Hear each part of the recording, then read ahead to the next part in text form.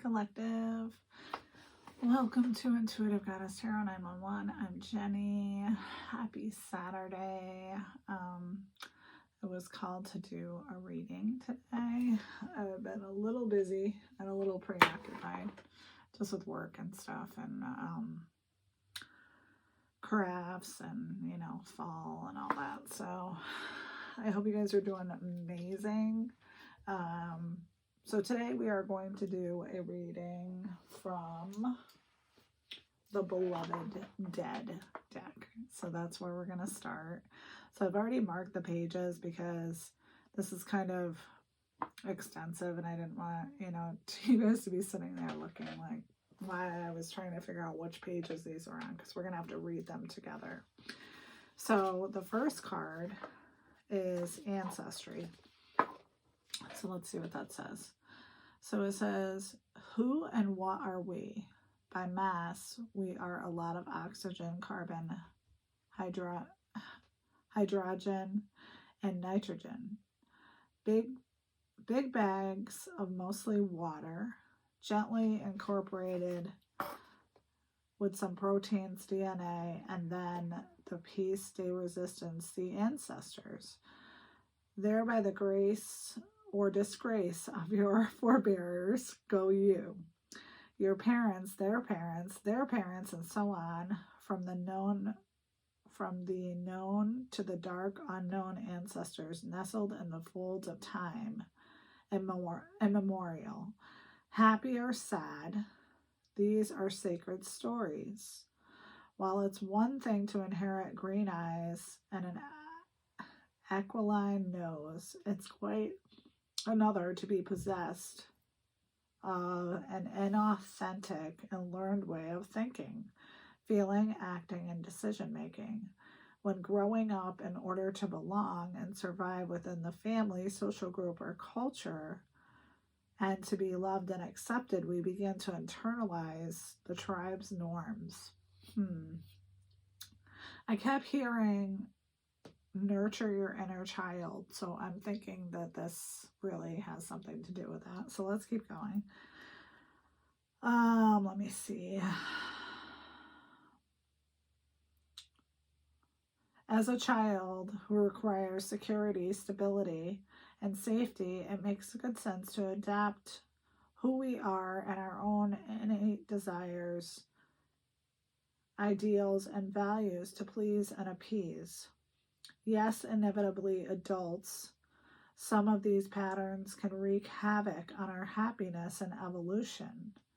Where does the past stop and you begin?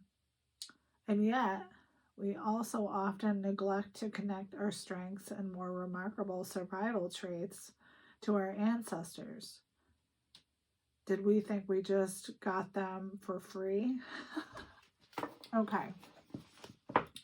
So to me, that means, if you are looking hard at your past, if you're looking hard at your forebears, however you want to say it, we do get certain things from them. And I guess the trend is always to focus on all the negative things that they've given us, right?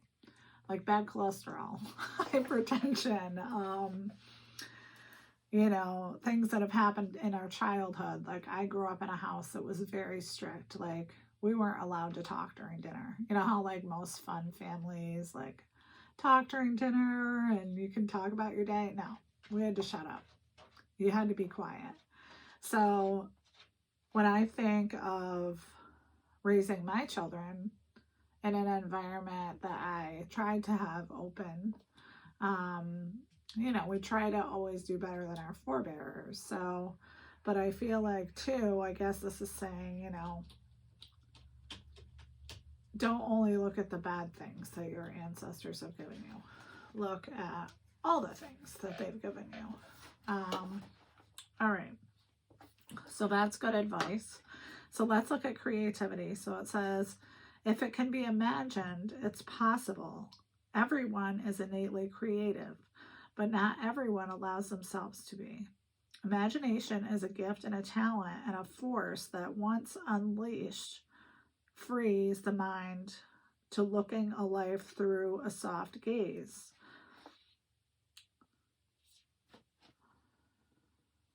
The beloved dead of creativity knows the drill well.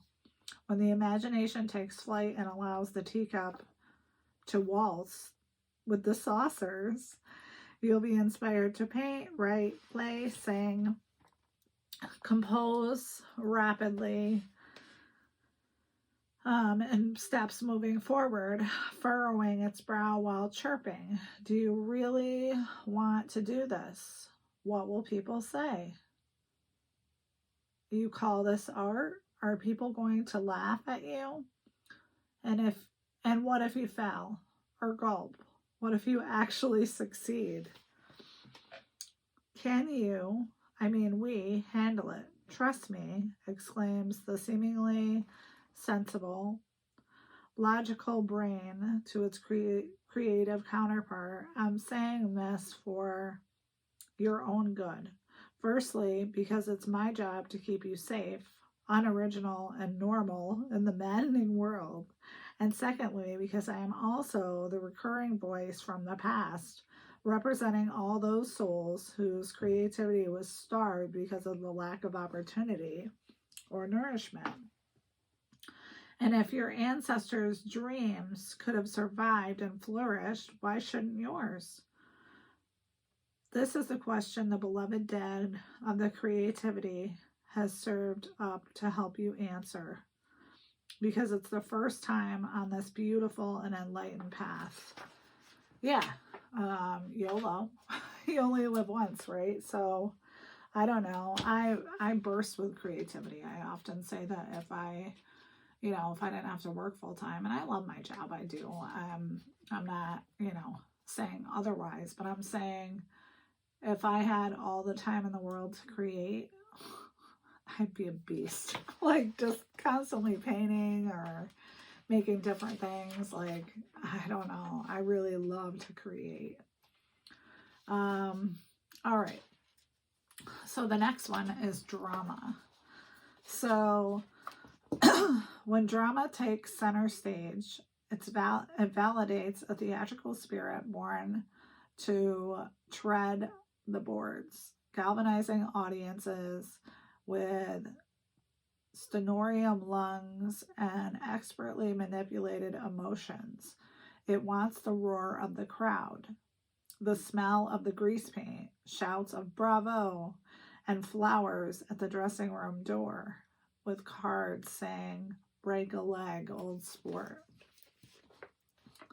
So therapeutically, drama reminds you that not all comedy and tragedy is played out on stage. If this card resonates with a well-rehearsed pattern of strutting and fretting and involves a tale full of sound and fury signifying nothing, you can see why Shakespeare's Scottish play is cursed. Characters who habitually impose episodes of conflict and chaos are poisoning each scene.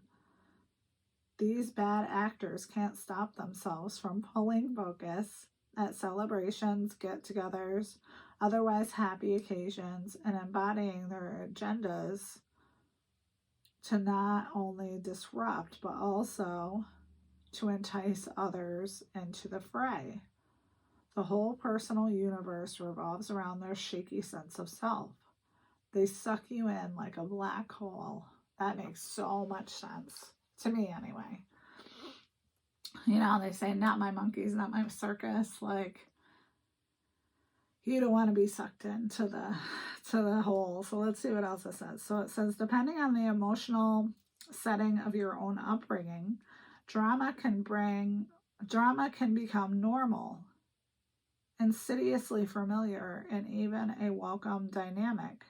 You tolerate it because you're used to it. In fact, how strange it would be to experience a holiday without any unnecessarily theatrical or self-indulgent behavior. This card asks, is the pattern still alive in your adult relationships? The beloved dead reminds you that you have a choice. and you're being enticed into quicksand. Okay. So to recap, so far, we're trying to look at things, good things that our ancestors have provided for us. With the creativity, I feel like it's just saying, go for it. Whatever you want to do, go for it. And then with the drama, you're in charge of whether you're going to be involved or not. So if you're removing yourself from the drama-filled environment, then, or if you're not choosing to participate, not my circus, not my monkeys, then that's what the moral of the story is. So being positive, taking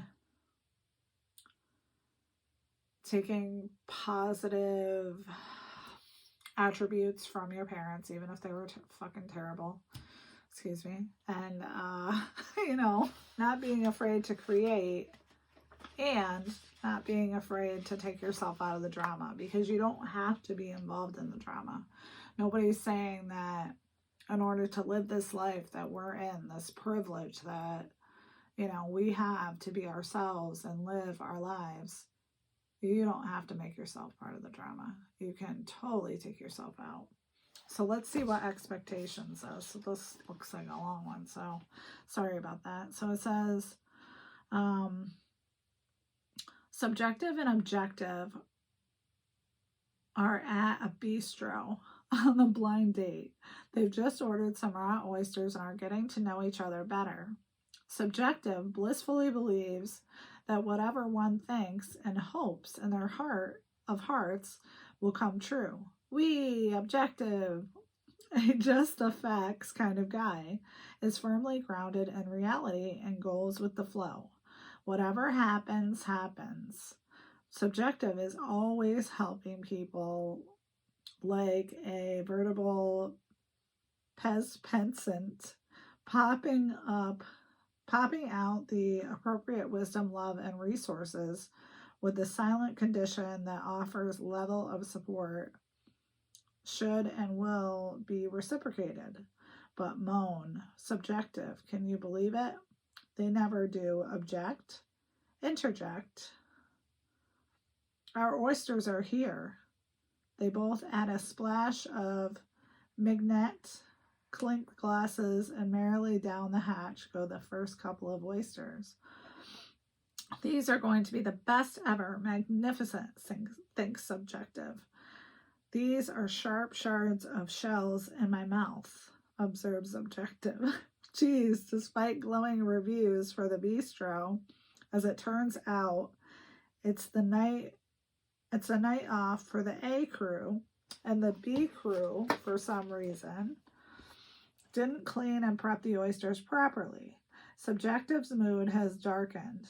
Now observing face to face what looks like a smacked backside, Objective asks, what's wrong? Nothing, snaps Subjective. Firmly believing that Objective should get it, understanding and be more compassionate about the beads in her mouth and the sinking feeling in her heart.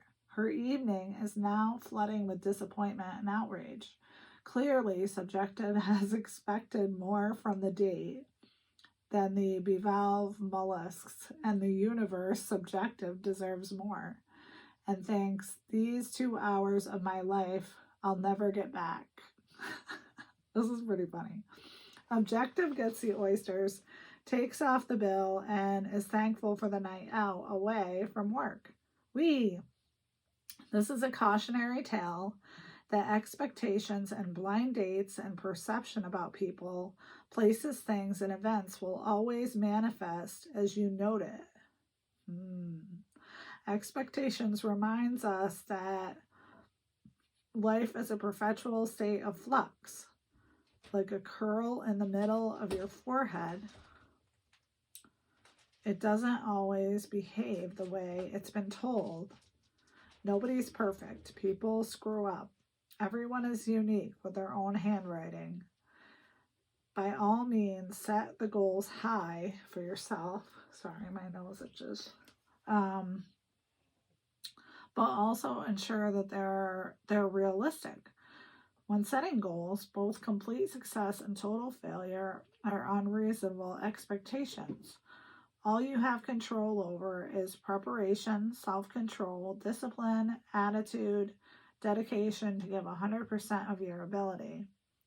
If you've been held to someone else's impossibly exacting standards, or ill intention, spoken or unspoken, that can affect your expectations of self or others, the beloved dead of expectation says, be kind, be flexible, trust in your own ability to hit the ground running no matter what happens. Use this divine affirmation. I'm a great work of perpetual progress. I love that. So, yes, I feel like this is just saying we need to be kind to ourselves, because in every aspect of our lives, we are going to make mistakes. We are not going to be perfect. It doesn't matter what you do. It doesn't matter what your job title is. We're always going to want to be perfect. And there's always going to be somebody there telling you that this isn't exactly how it should be. But that being said, did you do your best? Did you put your best foot forward? You know, maybe you were having a bad day. Maybe you were having a bad year. I mean, who knows? So, I mean, I think overall this is a positive reading. So, you know, taking things from our ancestors, like my grandmother was a palm reader. I love that about her. So I like to think about those things. My mom could be very challenging, but you know what? She was super funny and would talk to anybody in the grocery store. And I get that from her. And then the creative part, you know, if you don't try it, you're never going to know. So I think that that's important too. And then, you know, just keeping away from drama. You know, do you really want to involve yourself? I certainly don't. And then expectations. Everybody's expectations are different. You're never going to be perfect to somebody else. You know, we're all just out here doing our best, I feel like. So I think that's the message. I'm going to write that down, actually. And then I'm going to pull some advice cards. And then just a couple tarot cards just to see. So I'm going to use this deck and just ask if, you know, Holy Angels, Holy Spirits, is this a yes reading? Like, is this a go reading? Is this, you know, tell us what, sorry, my cats are making noise. This is your sign. Okay, so this is your sign that you could be feeling down about yourself because of the way other people think of you. Could be your ancestors. Who knows? I mean, maybe that's how it's connected. But there's only one you, and you're here to make a difference. You know, every person you touch in this life, I feel like it's almost like every footprint that you leave, your own footprint is unique to every situation. So you are bringing something to every situation you're involved in. All right, so let's grab a couple of these. So Spirit, what else about this? What else can we tell the viewer about their ancestry? What do they need to know about this? And this is a general reading. I forgot to say that. Sorry.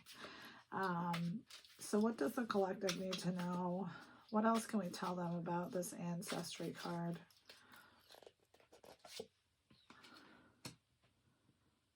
Seek alternative solutions.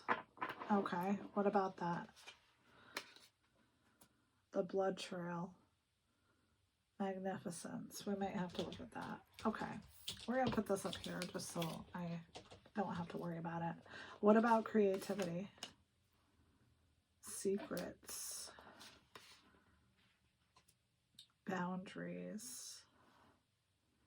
Maybe you're feeling like you need to put up boundaries to these people who are objectively raining on your parade about your art. All right, what about drama? Manifestation. As above, so below. Distraction. So maybe the drama is a distraction from your art. Maybe you're just the person who just wants to focus on what you're creating, and someone is trying to pull your attention away from that. Respecting spirits. Expectations. I'm going to move this over here. Hopefully it doesn't do anything. Pause. Okay. So it says pause, enter at your own risk. So to me, that means that as related to this reading, I feel like you need to be careful about how you're talking to yourself. And because we're our own creator of our existence and how we live and how happy we are and how we decide to live our lives. So I feel like take a pause, really look at yourself, talk to your spirit guides if that's what you need to do. I'm going to look up the 43 card and just see what that says.